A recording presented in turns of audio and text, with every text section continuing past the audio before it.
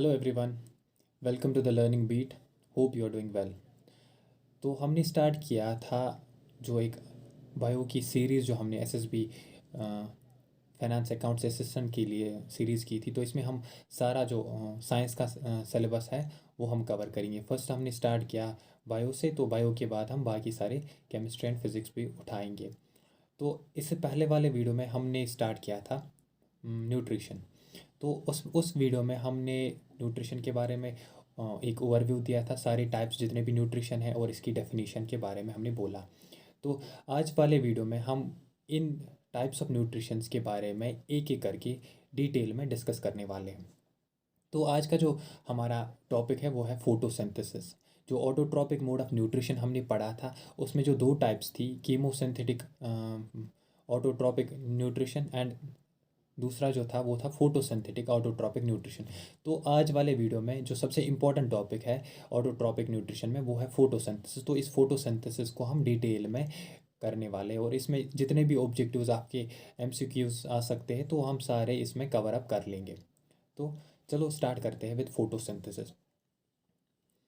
जो फोटोसिंथेसिस होती है ये एक ऐसी प्रोसेस होती है, जैसे आप सभी को पता है ये कहाँ पे होती है। ये हमने सुना है प्लांट्स में होती है और भी कुछ ऑर्गेनिजम्स में होती है जो हम लास्ट पे देखेंगे।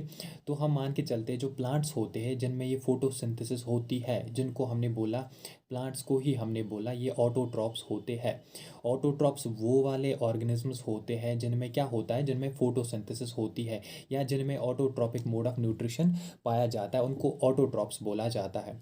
तो जो फोटोसिंथेसिस होती है, फोटोसिंथेसिस में जो फूड बनाया जाता है, हमने बोला ऑटोट्रॉप्स खुद अपना फूड बनाते हैं, इसका मतलब फोटोसिंथेसिस में खुद फूड बना रहे हैं प्लांट्स। अब क्वेश्चन है ये कैसे बनाते हैं फूड, फूड बनता जो है वो बनता कैसे है। जो प्लांट होता है इसके पास कुछ रॉ मटेरियल्स पहले से ही अवेलेबल होते हैं। जो रॉ मटेरियल होते हैं, फॉर एग्जांपल ये रूट्स के थ्रू वाटर एब्जॉर्ब करता है, वो जो वाटर होता है वो अल्टीमेटली पहुंचता है एक लीफ तक।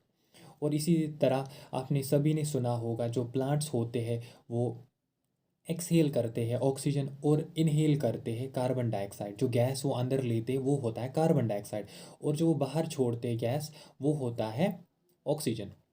तो जो ये कार्बन डाइऑक्साइड होता है और ये जो वाटर होता है, ये ये दोनों जो सबस्टेंसेस होते हैं, इन दोनों सबस्टेंसेस को मिलाया जाता है इस फोटोसिंथेसिस में। जब इस फोटोसिंथेसिस में इस कार्बन डाइऑक्साइड को, ये जो कार्बन डाइऑक्साइड है इसको मिलाया जाता है वाटर के साथ। जब ये दोनों मिलते हैं तो इन दोनों को मिला के वहाँ से बनाया जाता है एक केमिकल कंपाउंड जिसको बोला जाता है ग्लूकोज। ग्लूकोज एक किस्म का शुगर होता है या मैं बोल सकता हूँ एक कार्बोहाइड्रेट होता है। तो हम बनाते हैं कार्बोहाइड्रेट इसमें, या अगर सिंपल टर्म्स में हम बोलेंगे तो हम बनाते हैं ग्लूकोज इसमें। जो कार्बन डाइऑक्साइड होता है, कार्बन डाइऑक्साइड के साथ वाटर मिक्स होता है और वहाँ से बनता है ग्लूकोज। अब मसला है जो कार्बन डाइऑक्साइड और जो वाटर होता है इनको आपस में मिलाना है। ये मिलते कैसे हैं? जो कार्बन डाइऑक्साइड और वाटर जो होते हैं ये आपस में मिलते हैं, इनके लिए प्लांट को ज़रूरत होती है सनलाइट की। तो जो सनलाइट होती है, यहाँ सनलाइट की एनर्जी से कार्बन डाइऑक्साइड और वाटर को मिलाया जाता है और वहाँ से बनता है ग्लूकोज। तो ये होता है प्रोसेस ऑफ फोटोसिंथेसिस। इसके अलावा वहाँ पे ग्लूकोज तो बनता ही है, उसके अलावा साथ साथ ही वहाँ पे गैस बनता है ऑक्सीजन। तो ये होता है सब कुछ इस प्रोसेस ऑफ फोटोसिंथेसिस में। तो हम यहाँ पे दो तरीक़ों से आप फोटोसिंथेसिस को डिफाइन कर सकते हैं। या तो हम बोल सकते हैं फोटोसिंथेसिस ऐसी प्रोसेस है जिसमें क्या होता है, जो ये सनलाइट होती है इस सनलाइट को कन्वर्ट किया जाता है इनटू केमिकल एनर्जी। जो सन की एनर्जी होती है इसी को हमने कन्वर्ट किया केमिकल एनर्जी, क्योंकि हमने बनाया कार्बन डाइऑक्साइड और वाटर मिलाया तो वहाँ से हमने एक कंपाउंड बनाया ग्लूकोज। तो ग्लूकोज में जो बॉन्ड्स होते हैं वो ऐसे ही नहीं बने, उनके लिए हमें सनलाइट की एनर्जी ज़रूरत लगी और वो सनलाइट फिर स्टोर हो गई इसी बॉन्ड्स में, इन्हीं बॉन्ड्स में। जो ग्लूकोज में ये ग्लूकोज का जो मॉलिक्यूल होता है जिसमें 6 कार्बन होते हैं, 12 हाइड्रोजन एटम्स होते हैं और 6 ऑक्सीजन एटम्स होते हैं जो आपस में बॉन्ड से मिले होते हैं। वो जो बॉन्ड्स होते हैं उन बॉन्ड्स में एनर्जी स्टोर हो जाती है। तो वो जो एनर्जी आती कहाँ से, अल्टीमेटली वो आती है सन की लाइट से। तो हम बोल सकते हैं फोटोसिंथेसिस में हमने सन लाइट या सन की एनर्जी को कन्वर्ट किया किस में, केमिकल एनर्जी में, क्योंकि ग्लूकोज एक केमिकल होता है तो केमिकल एनर्जी में उसको हमने कन्वर्ट किया। तो अगर हम पहली डेफिनेशन बोलेंगे तो हमने बोला जो फोटोसिंथेसिस होती है, फोटोसिंथेसिस एक ऐसी प्रोसेस होती है जिसमें क्या होता है, जिसमें फोटोनिक एनर्जी, फोटोनिक एनर्जी को कन्वर्ट किया जाता है जो है सनलाइट, उसको कन्वर्ट किया जाता है इनटू केमिकल एनर्जी। सो ये क्लियर हो गया, simple. Photonic energy is converted into chemical energy. तो ये हो गया पहला पॉइंट। अब अगर हम दूसरा पॉइंट देखेंगे इसमें, जो इसका दूसरा पॉइंट है वो है, हमने बोला जो फोटोसिंथेसिस होती है, फोटोसिंथेसिस ऐसे कुछ ऑर्गेनिजम्स में होती है जिनको हमने ऑटोट्रॉप्स बोला। तो वो उन ऑटोट्रॉप्स में क्या होता है, ये जो कार्बन डाइऑक्साइड होता है, कुछ रॉ मटेरियल्स होते हैं जैसे कार्बन डाइऑक्साइड है, जैसे वाटर है, इनको क्या किया जाता है, इनको मिलाया जाता है। जब ये मिलते हैं तो वहाँ से एक और चीज़ बनती है, वो होता है शुगर, या जिसको हम बोलते हैं ग्लूकोज। तो उस प्रोसेस को बोलते हैं फोटोसिंथेसिस। तो यहाँ पे हम बोल सकते हैं photosynthesis is a process by which autotrophs make their own organic food from simple inorganic substances like carbon dioxide and water. अब यहाँ पे एक और चीज़ आ गई, यहाँ पे आ गया हमने, यहाँ पे आ गया हम ऑर्गेनिक फूड बनाते हैं फ्रॉम इनऑर्गेनिक सब्सटेंसेस। तो इसका मतलब कार्बन डाइऑक्साइड एंड वाटर ये जिनसे बनता है ये इनऑर्गेनिक है, और जो बनता है यहाँ पे ग्लूकोज वो ऑर्गेनिक है। अब ये ऑर्गेनिक क्यों बोलते हैं इनको, और ये ऑर्गेनिक होते क्या और ये इनऑर्गेनिक होते क्या है। देखो, जो ऑर्गेनिक होते हैं ना, ऑर्गेनिक ऐसे कंपाउंड्स होते हैं, अगर मैं बात करूँगा किसी भी ऑर्गेनिक कंपाउंड की, तो ऑर्गेनिक ऐसे कंपाउंड्स होते हैं। फॉर एग्जांपल मैं किसी कंपाउंड एक्स की बात कर रहा हूँ, ये जो एक्स होता है मैं इसको तब बोलूँगा ये ऑर्गेनिक है जब इसके अंदर क्या होगा, जब इसके अंदर कार्बन और हाइड्रोजन के बीच में बॉन्ड प्रेजेंट होगा। सी एच बॉन्ड जिस किसी भी एटम में, जिस किसी भी कंपाउंड में प्रेजेंट होता है उसको बोला जाता है ऑर्गेनिक कंपाउंड। फॉर एग्जांपल यहाँ पे ग्लूकोज है, तो जो ग्लूकोज होता है इसमें बहुत सारे, जैसे इसमें 6 कार्बन्स होते हैं, और हर किसी कार्बन के साथ ऑक्सीजन मिला, ये क्या बोलते हैं इसको, हाइड्रोजन मिला हुआ होता है। तो इसके साथ हाइड्रोजन्स मिले हुए होते हैं। ये जो हाइड्रोजन्स और कार्बन्स के बीच बॉन्ड्स होते हैं, जिस किसी कंपाउंड में ये बॉन्ड्स पाए जाते हैं, उस कंपाउंड को हम बोलते हैं ऑर्गेनिक कंपाउंड। जो हाइड्रोजन एंड कार्बन बॉन्ड्स होनी चाहिए, ये बहुत इंपॉर्टेंट है। और अब ऐसा कोई कंपाउंड जिसमें ये, फॉर एग्जाम्पल दूसरा कोई वाई कंपाउंड है जिसमें ये कार्बन हाइड्रोजन बॉन्ड्स प्रेजेंट नहीं है, जो ये कार्बन हाइड्रोजन बॉन्ड्स जो है ये एब्सेंट होंगे। अगर ये एब्सेंट हो गए तब उसको हम बोलेंगे ये इनऑर्गेनिक कंपाउंड है। अगर कार्बन हाइड्रोजन बॉन्ड्स अवेलेबल नहीं है तब हम बोलेंगे ये इनऑर्गेनिक कंपाउंड्स होते हैं, जैसे कार्बन डाइऑक्साइड एंड वाटर जिसकी हमने बात की। तो ये क्लियर हो गया ऑर्गेनिक क्या होता है और इनऑर्गेनिक क्या होता है। तो हमें अब समझ में आ गया, हम ऑर्गेनिक फूड बनाते हैं जैसे ग्लूकोज कुछ इनऑर्गेनिक सब्सटेंस से। अब अगर इसी सारी प्रोसेस को हम एक केमिकल रिएक्शन में देखेंगे, क्योंकि ये केमिकल रिएक्शन होती है जिसमें कुछ बॉन्ड्स ब्रेक होते, कुछ चीज़ें टूटती है, कुछ चीज़ें मिलती है और कुछ चीज़ें नई बनती है। तो कुछ बॉन्ड्स टूटते हैं और कुछ बॉन्ड्स नए से बनते हैं, और इसमें एनर्जी लगती भी है और एनर्जी निकलती भी है। तो इसको अगर हम इन the form of chemical reaction देखेंगे, तो जो केमिकल रिएक्शन होती है यहाँ पे क्या होता है, 6 मॉलिक्यूल्स होते हैं किसके, जो कार्बन डाइऑक्साइड के 6 मॉलिक्यूल्स होते हैं, वो 6 मॉलिक्यूल्स मिलते हैं कितने, वो मिलते हैं 12 मॉलिक्यूल्स ऑफ वाटर के साथ। तो हमें पता है इसके लिए सनलाइट होती है ज़रूरत हमें, क्योंकि सनलाइट जब ट्रैप होगी तभी तो ये दो मिलेंगे आपस में। यहाँ पे एक और चीज़ होती है क्लोरोफिल, जिसको हम रहने देते हैं, पहले इस रिएक्शन को देखते हैं उसके बाद देखते हैं इस क्लोरोफिल का क्या काम होता है। क्लोरोफिल का काम सिंपली ये होता है, ये सनलाइट को ट्रैप करता है। दूसरी चीज़ हमने बोला, वहाँ से निकलता है ग्लूकोज C6H12O6, ये ग्लूकोज का फॉर्मूला है। और उसके साथ ही निकलता है ऑक्सीजन, कितने मॉलिक्यूल्स, 6 मॉलिक्यूल्स ऑक्सीजन के और 6 मॉलिक्यूल्स वाटर के। यहाँ पे एक और चीज़ है, आपने कभी कभी देखा होगा 6 मॉलिक्यूल्स कार्बन डाइऑक्साइड के मिलते हैं 6 मॉलिक्यूल्स वाटर के साथ, और यहाँ पे जो 6 मॉलिक्यूल्स वाटर होते हैं ये वहाँ पे नहीं दिखाए जाते, क्योंकि जो केमिकल रिएक्शन होती है इसको हम ले सकते हैं एज मैथमेटिकल इक्वेशन। तो जो लेफ्ट हैंड साइड से चीज़ें होती है उनको हम कैंसिल कर सकते हैं with the right hand side वाली चीज़ों से। यहाँ पे 6 बारी यहाँ से भी वाटर आता है, यहाँ पे 12 बारी वाटर आता है, तो हम इस 6 वाटर को काट सकते हैं, यहाँ पे हम खाली लिखेंगे 6 वाटर। तो यहाँ पे 6 मॉलिक्यूल्स ऑफ कार्बन डाइऑक्साइड भी बोल सकते हैं, 6 मॉलिक्यूल्स ऑफ वाटर के साथ मिलते हैं, वहाँ से एक मॉलिक्यूल बनता है ग्लूकोज का और 6 मॉलिक्यूल्स बनते हैं ऑक्सीजन के। तो ये होती है केमिकल रिएक्शन किसकी, फोटोसिंथेसिस। अब हम देखेंगे ये जो क्लोरोफिल होता है इसका क्या काम होता है, अब इसके बारे में हम देखेंगे। तो ये हो गया अबाउट प्रोसेस ऑफ फोटोसिंथेसिस। तो जो क्लोरोफिल होता है, क्लोरोफिल क्या होता है, क्लोरोफिल असल में ये होता है एक ग्रीन कलर का पिगमेंट। तो chlorophyll is a green coloured pigment present in leaves. तो जो लीव्स होते हैं, लीव्स का कलर जो ग्रीन होता है वो बिकॉज ऑफ क्लोरोफिल होता है। क्लोरोफिल ग्रीन कलर का होता है, इसीलिए लीव्स का कलर भी ग्रीन होता है। तो ये एक पिगमेंट होता है। पिगमेंट कोई भी ऐसी चीज़ होती है जो किसी भी सबस्टेंस को, जो किसी भी चीज़ को कोई कलर इम्पार्ट करता है, उसको हम पिगमेंट बोलते हैं। जैसे हमारे ब्लड में भी एक पिगमेंट होता है हीमोग्लोबिन, जिसकी वजह से हमारा ब्लड रेड होता है। इसी तरह लीव्स में एक पिगमेंट होता है, उसको बोलते हैं क्लोरोफिल, जो ग्रीन कलर का होता है, जिसकी वजह से लीव्स ग्रीन हो जाते हैं। तो अब क्वेश्चन है, ये ग्रीन क्यों होते हैं? ये जो क्लोरोफिल होता है ये ग्रीन इसीलिए होते हैं क्योंकि इसमें एक प्रेजेंट होता है एक मेटल, इसमें मैग्नीशियम प्रेजेंट होता है। मैग्नीशियम की वजह से ये ग्रीन होता है। तो यहाँ पे ऑब्जेक्टिव हमें बन सकता है, इस पे एक इम्पॉर्टेंट एमसीक्यू आ सकता है।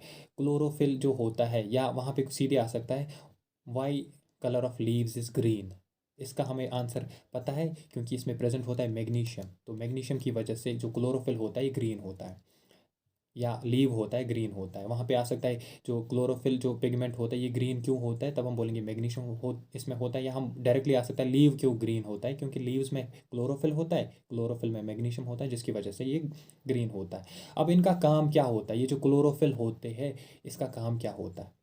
जो क्लोरोफिल होता है इसका काम होता है ये ट्रैप करता है सनलाइट। जो सन से लाइट आती है, जैसे हमने अभी देखा जो प्लांट होते हैं इनमें जो लीव्स होते हैं, वो जो जो सन से लाइट आती है, तो जो सन की लाइट आएगी वो किसी लीफ पर पड़ेगी। जो ही वो किसी लीफ पर पड़ती है तो वहाँ पे क्या होता है, वहाँ पे क्लोरोफिल होता है। वो जो क्लोरोफिल होता है ये ट्रैप करता है इसी सनलाइट को। जो ये इसको ट्रैप करेगा इस सनलाइट को, सनलाइट इसमें ट्रैप हो जाती है। और जब सनलाइट ट्रैप हो जाती है फिर रूट से जो वाटर आता है और जो कार्बन डाइऑक्साइड अंदर जाता है थ्रू स्टोमीटा, कुछ पोर्स होते हैं जिनके बारे में हम पढ़ेंगे। तो वो जाते हैं यहाँ पे इसी लीव में, और फिर उनसे फूड प्रिपेयर किया जाता है। वहाँ से फिर ग्लूकोज बनाया जाता है, जिसको हमने बोला, उसको हमने बोला फोटोसिंथेसिस प्रोसेस को। तो यहाँ तक हमें समझ में आ गया जो लीव्स क्यों ग्रीन होती है और फोटोसिंथेसिस जो प्रोसेस है ये कैसे होती है। अब हम देखेंगे जो रिक्वायरमेंट्स होते हैं फोटोसिंथेसिस की। जो फोटोसिंथेसिस होती है इसके क्या क्या रिक्वायरमेंट्स होते हैं? तो फोटोसिंथेसिस के तीन इंपॉर्टेंट रिक्वायरमेंट्स होते हैं, जैसे आपको पता है अभी हमने देखा। सबसे पहले है वाटर। जो वाटर आता है वो कहाँ से आता है? वो रूट से आता है। जो वाटर होता है वो रूट से आ जाता है। तो रूट से जो वाटर आता है वो एब्जॉर्ब होता है रूट्स के थ्रू, और वो अल्टीमेटली पहुंचता है एक लीफ तक। तो पहुंचा लीफ, जो रूट हेयर्स होते हैं वो इन वाटर मॉलिक्यूल्स को क्या करते हैं, अपने अंदर ले जाते हैं, फिर इनको ट्रांसपोर्ट कराते हैं लीफ तक। तो एक लीफ तक ट्रांसपोर्ट होता है ये वाटर। जब ये वाटर लीफ तक ट्रांसपोर्ट होता है उसके साथ ही वहाँ पे प्रेजेंट होना चाहिए एक और चीज़। तो ये पहला चीज़ हो गया हमारा। जो पहली रिक्वायरमेंट है वो है वाटर। दूसरी रिक्वायरमेंट जो है वो है कार्बन डाइऑक्साइड। यहाँ पे इंपॉर्टेंट गैस एक है, वो है कार्बन डाइऑक्साइड। जो कार्बन डाइऑक्साइड होता है वो कैसे लीफ तक चला जाता है? हमने पढ़ा है जो प्लांट्स होते हैं वो एक्सहेल करते हैं ऑक्सीजन और अंदर ले जाते हैं कार्बन डाइऑक्साइड। इसका उल्टा हमारे जो एनिमल्स होते हैं उनमें इसका इन्वर्स होता है। हम इनहेल करते हैं ऑक्सीजन और बाहर जो छोड़ते हैं वो है कार्बन डाइऑक्साइड, और वही कार्बन डाइऑक्साइड प्लांट्स इनहेल करते हैं यूजुअली।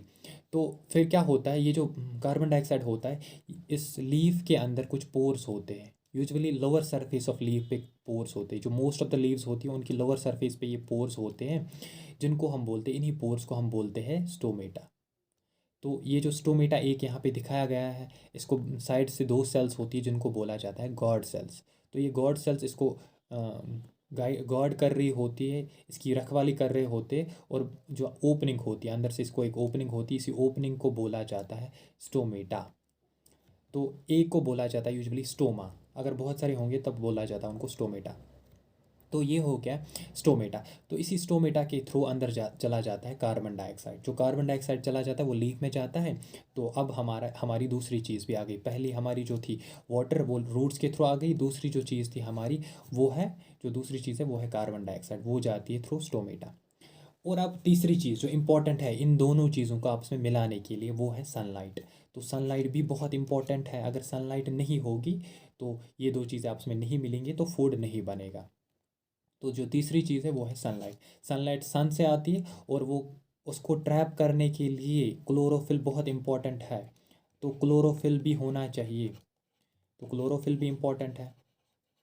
मगर क्लोरोफिल यहाँ पे यूज़ नहीं होती है। क्लोरोफिल का काम बस क्या होता है, इसको एब्जॉर्ब करना सनलाइट को। तो सनलाइट को ये एब्जॉर्ब करती है और फिर जो एब्जॉर्ब लाइट होती है वो कन्वर्ट करती है इस वाटर और कार्बन डाइऑक्साइड को इनटू ग्लूकोज। तो ये हो गए रिक्वायरमेंट्स ऑफ फोटोसिंथेसिस। तो तीन रिक्वायरमेंट्स हैं, एक है water, carbon dioxide and sunlight.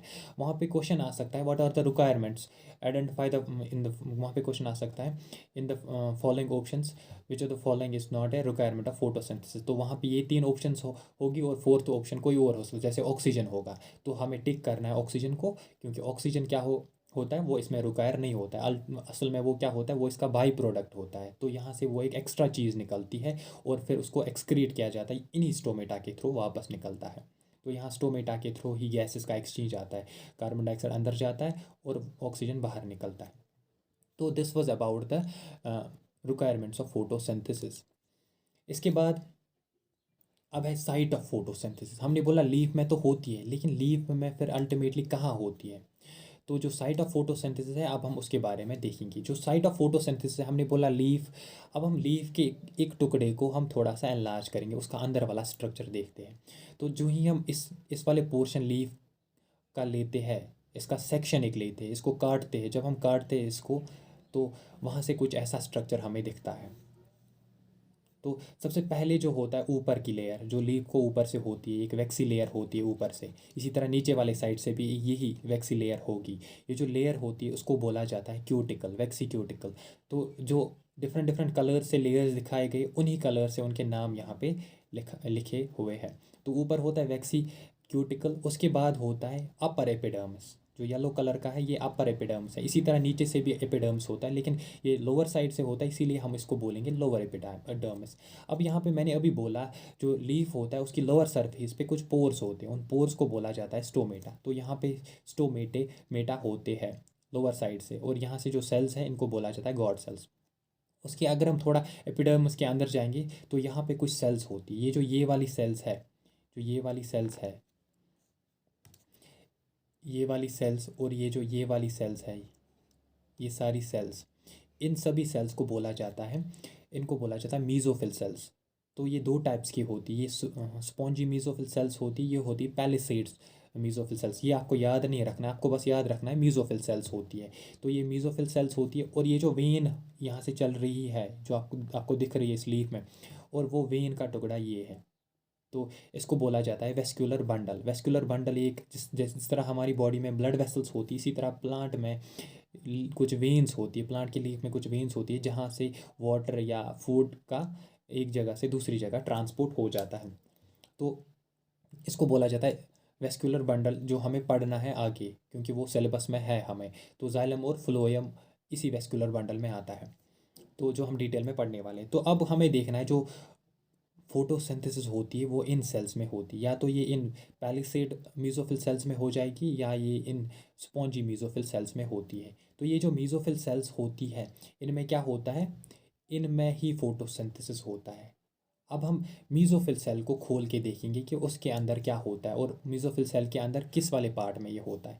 ये एक मीज़ोफिल सेल है। जो नॉर्मल एक प्लांट सेल होती है उससे मीज़ोफिल सेल थोड़ी डिफरेंट इसीलिए होती है, क्योंकि जो मीज़ोफिल सेल होती है, जैसे हर एक सेल को न्यूक्लियस होता है, इसको भी न्यूक्लियस होता है। प्लांट सेल को एक बड़ा सा वैक्यूल होता है, इसमें भी एक वैक्यूल होता है, और बाकी सारे ये होते हैं ऑर्गेनल्स होते हैं। जैसे बाहर से सेल बाउंड्री होती है, इसको सेल मेम्ब्रेन बोला जाता है, और बाहर से सेल वॉल भी होता है। उसके अलावा माइटोकॉन्ड्रियाज भी होते हैं। सबसे इम्पोर्टेंट जो चीज़ है वो है, इसमें प्रेजेंट होते हैं क्लोरोप्लास्ट। एक ऑर्गेनल होता है जिसको बोला जाता है क्लोरोप्लास्ट। तो हमने बोला जो क्लोरोप्लास्ट होता है वो प्रेजेंट होता है मीज़ोफिल सेल में, और इसी क्लोरोप्लास्ट में ही फोटोसिंथेसिस होती है। तो अगर हम एक क्लोरोप्लास्ट को एनलार्ज करेंगे यहाँ पे, तो क्लोरोप्लास्ट का स्ट्रक्चर कुछ ऐसा होता है। जो क्लोरोप्लास्ट होता है, इसके दो मेम्ब्रेन्स होते हैं। एक बाहर वाला मेम्ब्रेन होता है जिसको हम बोलते हैं आउटर मेम्ब्रेन, और जो अंदर वाला मेम्ब्रेन ये है आउटर मेम्ब्रेन, ये जो है नीचे से ये इनर मेम्ब्रेन है। तो ये जो इनर मेम्ब्रेन होता है, इस इनर मेम्ब्रेन को बोला जाता है इनर मेम्ब्रेन ही। तो जो आउटर मेम्ब्रेन और इनर मेम्ब्रेन के बीच में स्पेस होती है उसको बोलते हैं इंटर मेम्ब्रेन स्पेस, याद नहीं रखना है। तो आउटर मेम्ब्रेन, इनर मेम्ब्रेन, और फिर इसके अंदर जो होता है कुछ लिक्विड वाला सेमी सॉलिड सबस्टेंसेस होती है, एक जेली लाइक सबस्टेंसेस होती है। इसके अंदर, उसको बोला जाता है स्ट्रोमा। ये स्ट्रोमा बहुत इंपॉर्टेंट है, फोटोसिंथेसिस में ये स्ट्रोमा इंपॉर्टेंट है। इसके अलावा यहाँ पे कुछ कॉइन्स होती है, इसे आप देख रहे हो कॉइन्स का स्टेक एक होता है। तो एक के ऊपर एक कॉइन्स है, बहुत सारी कॉइन्स है जिन एक के ऊपर दूसरी, दूसरी के ऊपर ऐसे एक स्टैक एक कॉइन्स का है। इस एक कॉइन को बोला जाता है थैलाकॉइड। और जो ये पूरा जो स्टैक होता है, इस स्टैक को बोला जाता है ग्रैना। तो ये जो ग्रैना होता है ये एक पूरा स्टैक होता है। अगर हम देखेंगे जैसे हम कैरम खेलते हैं तो जो कैरम पॉइंट्स होते हैं उनको हम स्टैक में रखते हैं, एक के ऊपर दूसरा, दूसरे के ऊपर तीसरा, तो एक स्टेक बन जाता है। उस स्टैक को बोला जाता है यहाँ पे, वैसा ही एक स्टैक होता है थैलाकॉइड्स का। वो जो कैरम पॉइंट एक होता है वो होता है यहाँ पे थैलाकॉइड। और जो ये पूरा स्टैक होता है इसको बोला जाता है ग्रैनम। तो एक को बोला जाता है ग्रैनम, ज़्यादा को बोला जाएगा ग्रैना। और ये जो ग्रैना होते हैं या जो ये थैलाकॉइड्स होते हैं ये आपस में कनेक्टेड होते हैं बाय लैमेले। तो हमने बोला यहाँ पे जो इंपॉर्टेंट चीज़ें हैं वो है ये, एक है स्ट्रोमा और दूसरा है ये थैलाकॉइड। जो बहुत सारे थैलाकॉइड स्टेक बनाते हैं उसको क्या बोलते हैं, उसको बोलते हैं ग्रैनम। तो ये हो गया अबाउट क्लोरोप्लास्ट। क्लोरोप्लास्ट जो होता है ये एक ऑर्गेनल होता है जो सेल के अंदर होता है। तो जो लोअर क्लासेस में हम पढ़ते थे, एक सेल होती है एनिमल सेल और प्लांट सेल। जो प्लांट सेल होती है उसमें एक ऑर्गेनल होता है, उस ऑर्गेनल को बोला जाता है क्लोरोप्लास्ट। तो उसी क्लोरोप्लास्ट में ये फोटोसिंथेसिस होती है।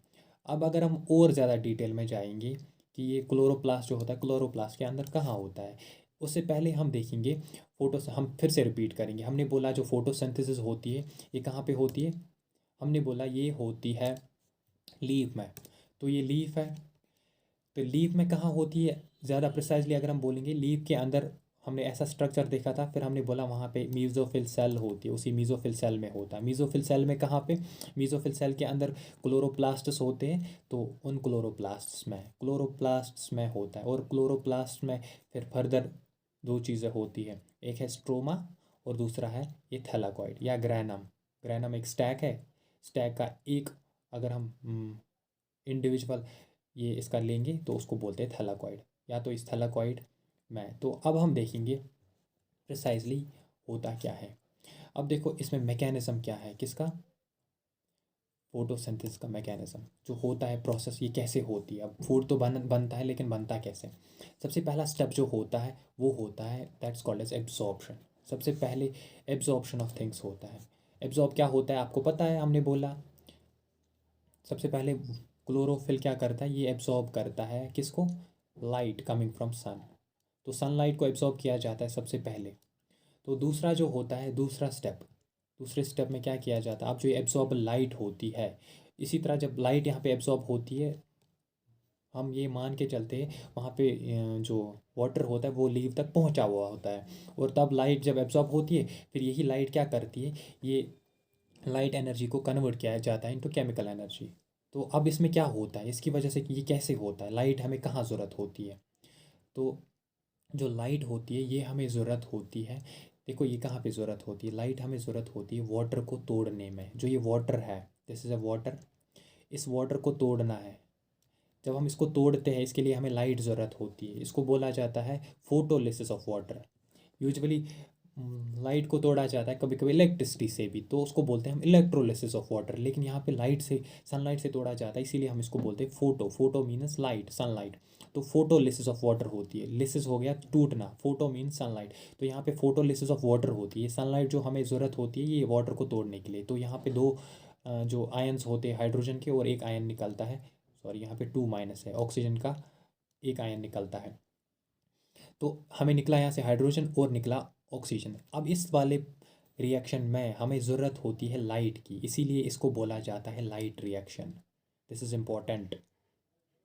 तो लाइट रिएक्शन में हमने बोला क्या होता है, फोटोलिसिस ऑफ वाटर, यानी जो वाटर होता है वो टूटता है। जब वाटर टूटता है तो वहाँ से निकलता है हाइड्रोजन और निकलता है ऑक्सीजन। और ये जो लाइट रिएक्शन होती है ये कहाँ पे होती है, ये होती है थैलाकॉइड में। जो अभी हमने देखा, अगर आपको याद रहा होगा, हमने बोला जो क्लोरोप्लास्ट होता है वहाँ पे थैलाकॉइड होता है। तो इसी थैलाकॉइड में क्लोरोफिल प्रेजेंट होता है और यहाँ पे ही लाइट रिएक्शन होती है। तो ये जाहिर सी बात है लाइट रिएक्शन वहाँ पे होगी जहाँ पे क्लोरोफिल होगा। तो क्लोरोफिल प्रेजेंट होता है कहाँ पे, क्लोरोफिल प्रेजेंट होता है, वो होता है प्रेजेंट इन थैलाकॉइड। तो जो थैलाकॉइड होता है वहाँ पे क्लोरोफिल प्रेजेंट होता है, इसीलिए लाइट रिएक्शन वहीं पे होती है। यहाँ पे 3 इंपॉर्टेंट चीज़ें हैं।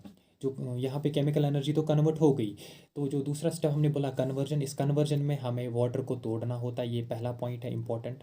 तो वाटर को तोड़ा जाता है, किससे तोड़ा जाता है? सनलाइट की हेल्प से। ठीक है, तो सनलाइट की हेल्प से वाटर को तोड़ा जाता है। जो ही ये वाटर टूटता है उस रिएक्शन को बोला जाता है लाइट रिएक्शन, क्योंकि इसमें लाइट की ज़रूरत पड़ती है, इसलिए इसको बोला जाता है लाइट रिएक्शन। और ये होती कहाँ है? ये होती है थैलाकॉइड में। इसके बाद है तीसरा स्टेप। तीसरे स्टेप में रिडक्शन हो जाती है। जो कार्बन डाइऑक्साइड होता है इसकी रिडक्शन हो जाती है। आपने पढ़ा होगा, अगर आपको पता होगा कि रिडक्शन होती है लॉस ऑफ ऑक्सीजन या एडिशन ऑफ हाइड्रोजन, या अगर आपने नहीं भी पढ़ा है मैं आपको अभी बोलूँगा ये रिडक्शन और ऑक्सीडेशन के बारे में। तो यहाँ पे क्या होती है, कार्बन डाइऑक्साइड की रिडक्शन हो जाती है, यानी इसमें क्या हो जाता है, इसको हाइड्रोजन ऐड किया जाता है। तो जब कार्बन डाइऑक्साइड को रिड्यूस किया जाता है, इसको हाइड्रोजन ऐड किया जाता है, और यहाँ से बनता है फिर ग्लूकोज C6H12O6 तभी बनता है जब इस कार्बन डाइऑक्साइड के साथ क्या होता है, इसको मिलाया जाता है हाइड्रोजन ये जो यहाँ से हाइड्रोजन्स निकले वो हाइड्रोजन्स इसके साथ मिलते हैं और ग्लूकोज बनता है। तो ये हो गया अबाउट डार्क रिएक्शन, क्योंकि ये जो ये रिएक्शन होती है इसमें लाइट की ज़रूरत नहीं होती है, इसीलिए इसको बोला जाता है डार्क रिएक्शन। अब ये डार्क रिएक्शन होती कहाँ है? ये डार्क रिएक्शन होती है स्ट्रोमा ऑफ क्लोरोप्लास्ट। हमने बोला जो थैलाकॉइड होता है या जो ये क्लोरोप्लास्ट होता है, इसमें दो चीज़ें होती है। एक होता है थैलाकॉइड, जिसमें क्या होती है, इस थैलाकॉइड में अभी हमने क्या पढ़ा, क्या होती है? थैलाकॉइड में होती है लाइट रिएक्शन। तो यहाँ पे लाइट रिएक्शन होगी।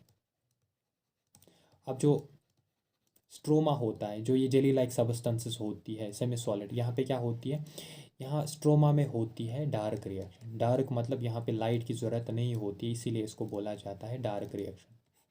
एब्सेंस ऑफ लाइट में ये होती है, वो होती है स्ट्रोमा में। ये इंपॉर्टेंट है, इस चीज़ पे MCQs बन सकते हैं।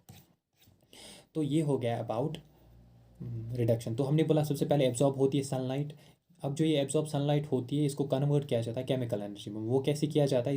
इसकी वजह से, इस सनलाइट की वजह से वाटर को तोड़ा जाता है। इसमें यहाँ से दो आयन्स निकलते हैं, हाइड्रोजन आयन निकलता है और ऑक्सीजन आयन निकलता है। और फिर क्या होता है, ये ऑक्सीजन, ये जो हाइड्रोजन आयन्स यहाँ से निकलते हैं, इनको क्या किया जाता है, इनकी वजह से कार्बन डाइऑक्साइड को रिड्यूस किया जाता है। ये ऐड किए जाते हैं कार्बन डाइऑक्साइड के साथ, और वहाँ से बनता है फिर हमारा ग्लूकोज, जो हमारा फूड होता है वो बनता है अल्टीमेटली यहाँ से ही। तो यहाँ से हमारा फूड बनता है। ग्लूकोज क्या होता है, ये हमारा फूड है। तो ग्लूकोज में 6 कार्बन आइटम्स होते हैं। तो ये हो गया अबाउट दिस। अब हम थोड़ा सा और इसको अच्छे से पढ़ेंगे। चलो पहले मैं आपको बोलता हूँ, ये जो यहाँ पे रिडक्शन आ गया, रिडक्शन क्या होता है? ये दो चीज़ें होती है, एक होता है ऑक्सीडेशन, दूसरा होता है रिडक्शन। जो ये ऑक्सीडेशन होता है, ऑक्सीडेशन क्या होता है? ऑक्सीडेशन होता है गेन ऑफ ऑक्सीजन। जब किसी भी चीज़ को केमिकल रिएक्शन में ऑक्सीजन ऐड होगा उसको हम बोलते हैं गेन ऑफ ऑक्सीजन। या अगर उसी चीज़ या किसी भी चीज़ को लॉस ऑफ हाइड्रोजन हो गया, या तो हाइड्रोजन का लॉस होना या ऑक्सीजन का गेन होना, हाइड्रोजन का लॉस होना या ऑक्सीजन का गेन होना ऑक्सीडेशन कहलाता है। और एक और है यहाँ पे लॉस ऑफ इलेक्ट्रॉन। चलो इसको बोल जाओ, लॉस ऑफ इलेक्ट्रॉन आप याद मत रखो, इलेक्ट्रॉन्स का कंसेप्ट अभी याद नहीं रखते। तो दूसरी है रिडक्शन, जो अभी हुई कार्बन डाइऑक्साइड को। वहाँ पे हमने बोला रिडक्शन हो क्या, या तो कार्बन, या तो ऑक्सीजन का ऐड होना, या तो हाइड्रोजन का लूज होना, या ये रिमूवल ऑफ हाइड्रोजन है, या ये गेन ऑफ ऑक्सीजन है, सॉरी, या ये लॉस ऑफ ऑक्सीजन है, या ये रिमूवल ऑफ हाइड्रोजन है, उसको बोलते हैं रिडक्शन। एक बार फिर से मैं बोलता हूँ, जो ऑक्सीडेशन होती है, ऑक्सीडेशन तब हम बोलते हैं किसी चीज़ को हो गई जब उसको, ऑक्सीडेशन मतलब ऑक्सीजन का ऐड होना, ऑक्सीडेशन यहाँ पे एडिशन है ऑक्सीजन की। तो रिडक्शन में क्या होता है, लॉस ऑफ ऑक्सीजन। ये सिंपल है। अगर हम इन टर्म्स ऑफ हाइड्रोजन अब बात करेंगे तो यहाँ पे जो ऑक्सीजन का उल्टा होता है, अगर यहाँ पे ऑक्सीडेशन का मतलब हो गया एडिशन ऑफ ऑक्सीजन, तो रिडक्शन में हो गया लॉस ऑफ हाइड्रोजन। अगर हम ऑक्सीडेशन की बात कर रहे हैं, हमने बोला ऑक्सीडेशन हो गया ऑक्सीजन का ऐड होना, या हो गया हाइड्रोजन का लॉस होना। रिडक्शन की बात जब हम करते हैं, हमने बोला रिडक्शन हो गया लॉस ऑफ ऑक्सीजन या गेन ऑफ हाइड्रोजन, हाइड्रोजन का गेन होना या ऑक्सीजन का लॉस होना। जैसे यहाँ पे केमिकल रिएक्शन है, कार्बन डाइऑक्साइड के साथ हाइड्रोजन मिलाया जाता है। आपको खुद समझ में आएगा, इस कार्बन डाइऑक्साइड को क्या हो रहा है, इसको गेन हो रहा है हाइड्रोजन। तो जब इसको हाइड्रोजन गेन होगा इसका मतलब रिडक्शन हो गई। या मैं बोलूँगा सॉरी, यहाँ पे ऐसे नहीं हम देखेंगे, यहाँ पे जो कार्बन डाइऑक्साइड होता है इससे कार्बन मोनोऑक्साइड बनता है, तो यहाँ से एक ऑक्सीजन को हटाया जाता है, तो यहाँ पे रिमूवल ऑफ ऑक्सीजन होता है, तो वो क्या होता है, वो रिडक्शन हो गया। अब अगर मैं हाइड्रोजन की बात करूँगा, ये जो हाइड्रोजन होता है, इस हाइड्रोजन को यहाँ से जो ऑक्सीजन निकला है वो इसके साथ ऐड हो गया, तो इसको एडिशन ऑफ ऑक्सीजन हो गया, तो that's oxidation. This is simple, oxidation and reduction. Reduction हो गया सिंपली रिमूवल ऑफ ऑक्सीजन यहाँ पे, क्योंकि कार्बन डाइऑक्साइड से कार्बन मोनोऑक्साइड बन गया, तो इसका एक ऑक्सीजन कम हो गया, तो इसको लॉस ऑफ ऑक्सीजन हो गया, इसको बोलते हैं रिडक्शन। तो यहाँ पे जो हाइड्रोजन है इसको ऐड हो गया, यहाँ पे कोई इसको ऑक्सीजन था ही नहीं, वाटर बन गया, तो इसमें एक ऑक्सीजन आ गया, तो यहाँ पे ऐड हो गया एक ऑक्सीजन, इसको बोलते हैं ऑक्सीडेशन। तो ये हो गया ऑक्सीडेशन एंड रिडक्शन।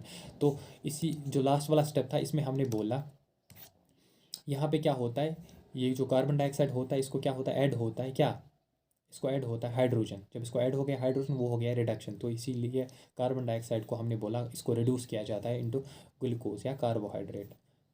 तो इसके बाद हम बोलेंगे जो अभी हमने लाइट रिएक्शन और डार्क रिएक्शन पढ़ी, इसको थोड़ा सा और पढ़ेंगे और फिर कंप्लीट रिएक्शन बनाएंगे फोटोसिंथेसिस की। तो जो लाइट रिएक्शन है जो होती है थैलाकॉइड में, जो लाइट रिएक्शन होती है थैलाकॉइड में, इसके बारे में हम देखेंगे। ये जो लाइट रिएक्शन थैलाकॉइड में होती है, जो अभी हमने बोला, इसमें क्या होता था, इसमें वाटर को तोड़ा जाता है with the help of sunlight. Sunlight कहाँ से आती है, वो सन से आती है, उसको ट्रैप करता है क्लोरोफिल। तो जो सनलाइट होता है ये इस वाटर को तोड़ता है, जब ये वाटर टूटता है, जब ये वाटर टूटेगा तो अल्टीमेटली वहाँ से, यहाँ से नॉर्मली 6 मॉलिक्यूल्स वाटर को तोड़े जाते हैं, वहाँ से 12 हाइड्रोजन एटम आयंस निकलते हैं और 6 ऑक्सीजन आयंस निकलते हैं। तो ये हो जाता है in the light reaction. Light reaction thylakoid में होती है। उसके बाद हमने पढ़ा था डार्क रिएक्शन।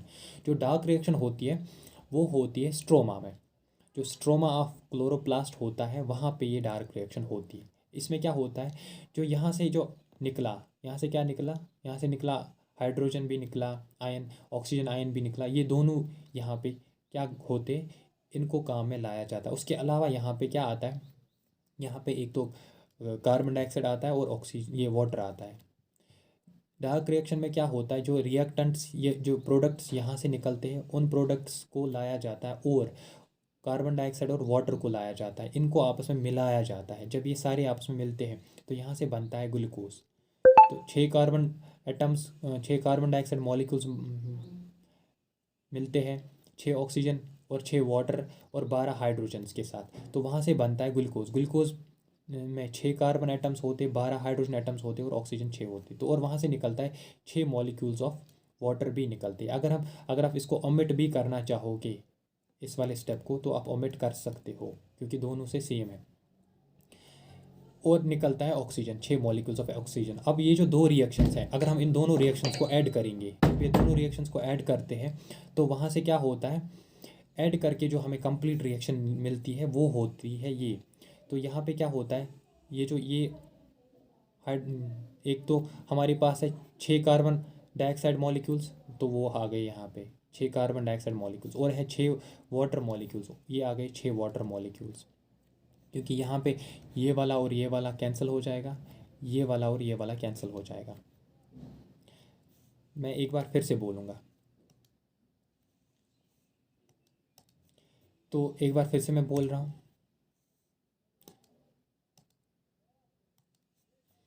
तो जो 6 मॉलिक्यूल्स यहाँ, ये कार्बन डाइऑक्साइड के ये 6 मॉलिक्यूल्स होते हैं और वाटर के 6 मॉलिक्यूल्स ये मिलते हैं आपस में। जब ये 6 मॉलिक्यूल्स मिलते हैं आपस में, बाकी जो रिएक्टेंट्स और प्रोडक्ट्स थे वो कैंसिल हो रहे हैं। यहाँ पे आप देख रहे हो ये 12 हाइड्रोजन्स इन 12 हाइड्रोजन्स के साथ कैंसिल हो जाएंगे, ये 6 ऑक्सीजन इन 6 ऑक्सीजन्स के साथ कैंसिल हो जाते हैं, और ये जो 6 वाटर मॉलिक्यूल्स ये इन 6 वाटर मॉलिक्यूल्स के साथ कैंसिल हो जाते हैं। अब अगर मैं देखूँगा अब कौन सी चीज़, एक ये बचता है हमारे पास और ये चीज़ बचती है हमारे पास, ये दोनों कैंसिल हो गए। यहाँ से हमारे पास बचता है ग्लूकोज मॉलिक्यूल और यहाँ से बचता है एक वाटर मॉलिक्यूल। अब अगर हम इसी को देखेंगे, 6 वाटर मॉलिक्यूल्स ये और 6 कार्बन डाइऑक्साइड मॉलिक्यूल्स ये मिलते हैं आपस में, तो वहाँ से बनता है एक मॉलिक्यूल ग्लूकोज का फूड और 6 ऑक्सीजन मॉलिक्यूल्स।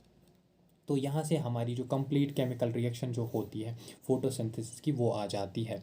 तो आपने देखा फोटोसिंथेसिस में कैसे कंप्लीट रिएक्शन आ जाती है।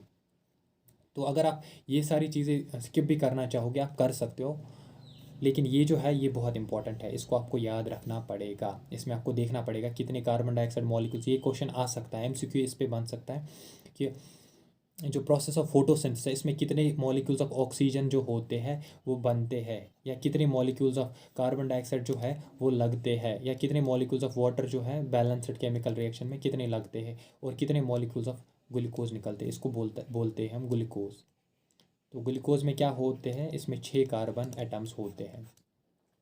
ये हो गया about the process of photosynthesis.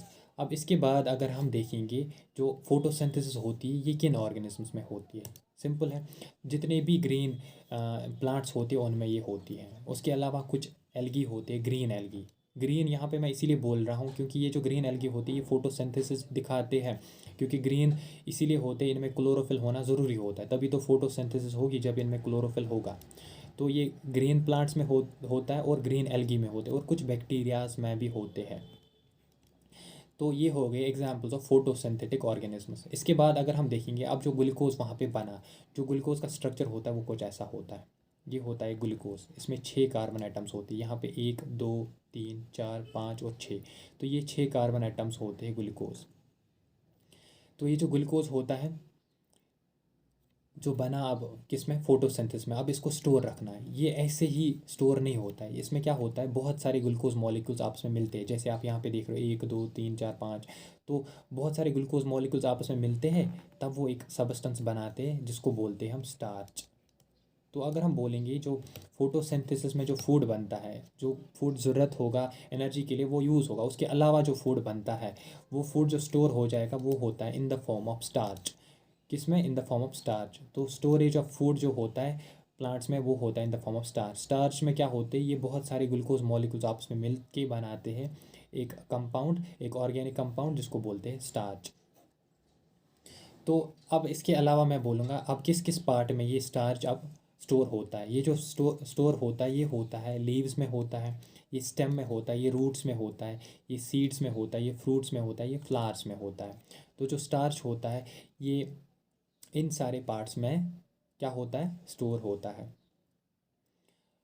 तो that is I think enough for today. तो फोटोसिंथेसिस में हमने जितना पढ़ना था वो हमने पढ़ा। तो नेक्स्ट टॉपिक में हम उठाएंगे हेटेरोट्रॉपिक न्यूट्रिशन, तो उसमें भी हम डिटेल्स में पढ़ेंगे।